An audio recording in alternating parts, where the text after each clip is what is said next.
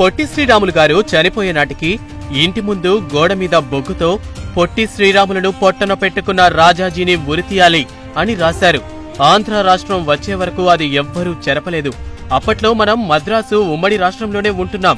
ప్రకాశం పంతులు గారు ముఖ్యమంత్రిగా పనిచేసి రాజాజీ రాజకీయానికి, తన అహంకారానికి పదవీచ్యుతుడయ్యాడు.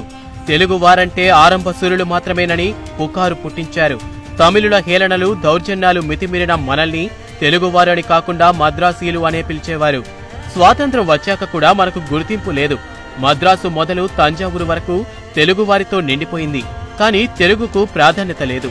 1952 వచ్చినా ఆంధ్ర వాళ్ళంటే తెలియదు. మద్రాసు వాళ్ళమే మొత్తం ప్రపంచానికి. ఈ బాధ భరించలేక స్వామి సీతారాం అనే ఆయన గుంటూరులో ఆమరణ నిరాహార దీక్ష చేపట్టారు. రాజాజీ ప్రభుత్వం శిబిరాన్ని అణచివేసి సీతారాం దీక్షను భగ్నం చేసింది. పైగా తెలుగువారు ఆరంభ సూరులని మళ్లీ హేళన చేసింది. దిగమింగుకోలేని ఈ అవమానానికి పొట్టి శ్రీరాములు గారు స్పందించారు. సర్కారు ఎక్స్ప్రెస్ లో గుడివాడలో ఎక్కి మద్రాసులో దిగి బులుసు సాంబమూర్తి గారి ఇంట దీక్ష ప్రారంభించారు. రాజాజీ కోపంతో ఊగిపోయాడు. రాష్ట్రాన్ని ముక్కలు కానివ్వరు అని సవాల్ చేశారు. ఎవరైనా కాంగ్రెస్ వారు ఆ వైపుకు వెళ్లారా, వారి అంతు చూస్తానన్నారు. దీనితో కాంగ్రెస్ వాడైన పొట్టి శ్రీరాములు ఒంటరివాడైపోయాడు. ఏర్నేని సాధు సుబ్రహ్మణ్యం తప్ప ఆయన వెంట ఎవ్వరూ లేరు. అయినా తన దీక్షను పొట్టి శ్రీరాములు వదల్లేదు. 9వ రోజు నెహ్రూకి తెలిసి రాజాజీకి ఫోన్ చేశారు. అవన్నీ బుడత ఊపులేనని, తాను అణిచివేస్తానని రాజాజీ నెహ్రూకు నమ్మబలికారు. తెలుగువారు లక్షల మంది ఉన్న మద్రాసు నగరంలో ఆదరణ లభిస్తుందని అనుకుంటే ఒక్కరూ అటువైపు రాలేదు. అది తెలుగువారి ఐక్యత. సమస్య కాంగ్రెస్ది కాదని, తెలుగువారి ఆత్మగౌరవం కోసమని గ్రహించటంలో అంతా రాజాజీ బుట్టలో పడ్డారు. తెలుగు నాయకులంతా ముఖం చాటేశారు. 58 రోజులు ఒక మనిషి ఆహారం తీసుకోకుండా దీక్ష చేస్తుంటే ఏ తెలుగువారికి జాలి, దయ కలుగలేదు. టంగుటూరి ప్రకాశం పంతులు గారు రాజాజీకి వ్యతిరేకం గనుక ఆయన వెళ్లి మద్దతు ప్రకటించి వచ్చారు. కేవలం తన బాధనంతా మిత్రులకు లేఖల్లో వెళ్లబోసుకున్నారు పొట్టి శ్రీరాములు. వారిలో ముఖ్యులు సాధు సుబ్రహ్మణ్యం గారి అల్లుడు ముసునూరి భాస్కర్రావు, కూరాళ్ల భుజంగం తదితరులు. పొట్టి శ్రీరాములు శారీరక స్థితి నిరాహారంతో ఎప్పుడో అదుపు తప్పింది. ఆ బాధ భరించలేక ఆయన గావు కేకలు పెట్టేవారు. పేగులు పుండ్లు పడి పురుగులు నోటి వెంట వచ్చేవి. కళ్ళు, చెవుల నుంచి కూడా వచ్చేవి. జీర్ణ వ్యవస్థ తిరగబడి మలం కూడా నోటి నుంచి వచ్చేది. వర్ణించటానికే వీలు లేనంత దారుణమైన శారీరక దాష్టికంతో నిండు కుండ వంటి శ్రీరాములు నిర్జీవుడవ్వటానికి 58 రోజులు పట్టింది. ఎంత దారుణ మరణ వేదనను అనుభవించి తెలుగు వారి కోసం ఆయన అసువులు బాశారో చెప్పటానికి మాటలే లేవు. ఇక మరణించాక మరీ దారుణం ఎదురైంది.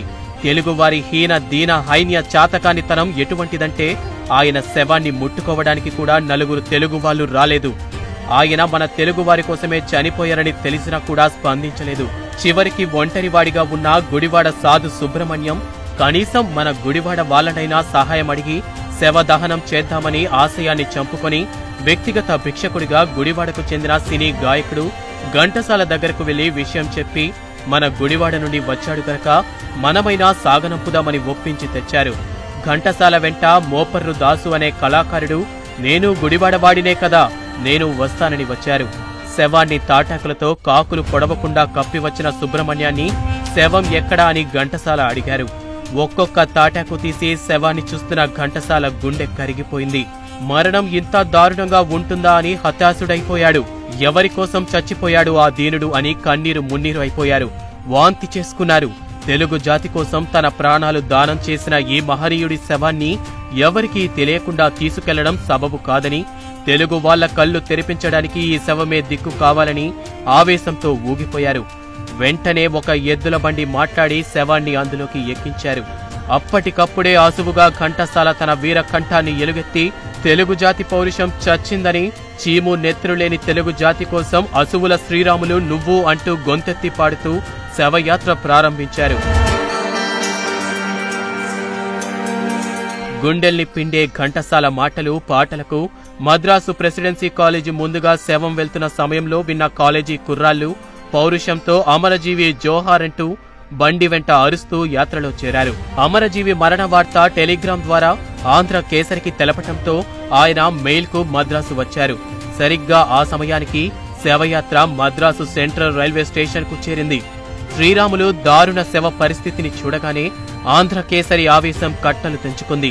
బూతు పురాణంతో తెలుగు జాతి చేతకాని తరాన్ని ఆయన చీల్చి చెండాడుతూ పనికిరాని తెలుగు జాతి నా కొడక రా అంటూ పెట్టిన పెడబొబ్బలకి ఎలా కదిలారో లక్షలాది మంది తెలుగువారు.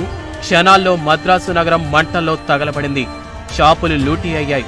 ఆంధ్రదేశమంతా అట్టుడికిపోయింది. 8 మంది పోలీసు కాల్పుల్లో చనిపోయారు.